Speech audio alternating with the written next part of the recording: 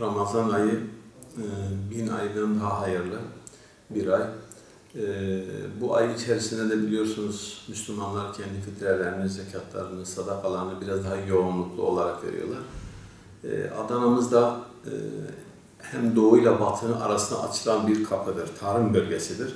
Ondan dolayı Türkiye genelinde ne kadar fakir, muhtaç varsa çalışmak için tarım işçileri Adana'mıza geliyorlar.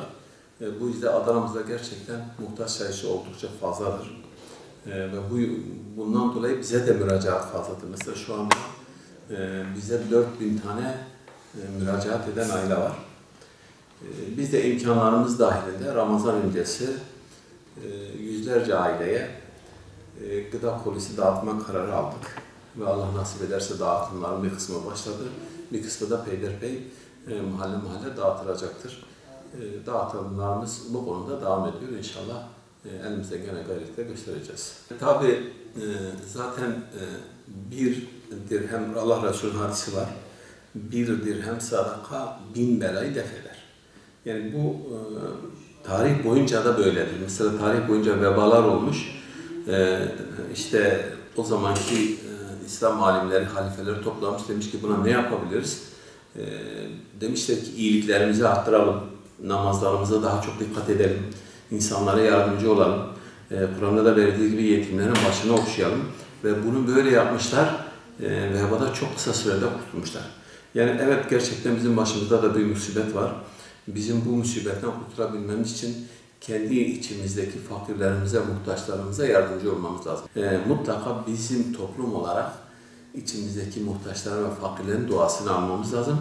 Onları gerçekten etmemiz. Resulullah sallallahu aleyhi ve sellem İslam'da da aynı şey budur. Yani Resulullah kendi içindeki muhtaçlara, fakirlere her zaman gözetmiş, onlara yardımcı olmuş. Bir de Müslüman olarak bunları mutlaka yapmamız lazım. Bir de başımızdaki bu musibetin kalkabilmesi için bizim mutlaka ve mutlaka kendi aramızdaki muhtaçların, fakirlerin hayır duasını almamız lazım ki bunu yapmazsak da inan ki bu beladan kurtulamayız. Şimdi bu İslam tarihinde de birçok örnekleri var.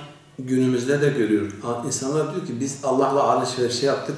Allah verdikçe biz verdik. Allah biz verdikçe Allah verdi ve sonuçta bu şeyden Allah galip geldi.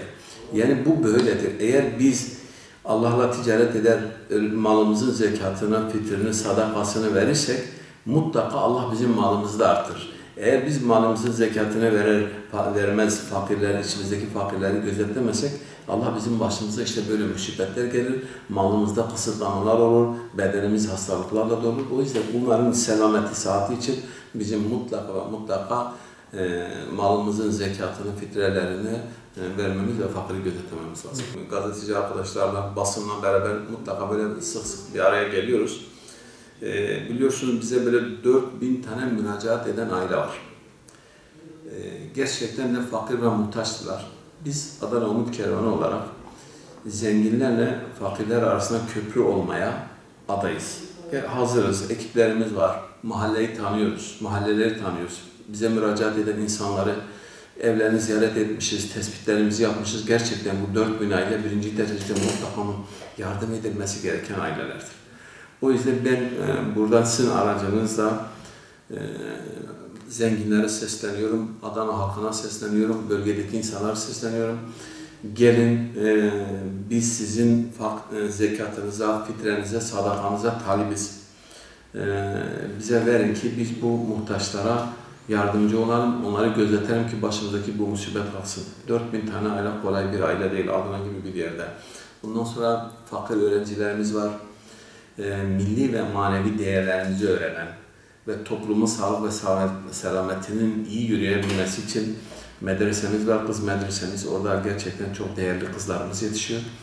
Onların ihtiyaçlarını gidermek için biz zekatlarına, fitrelerine talibiz.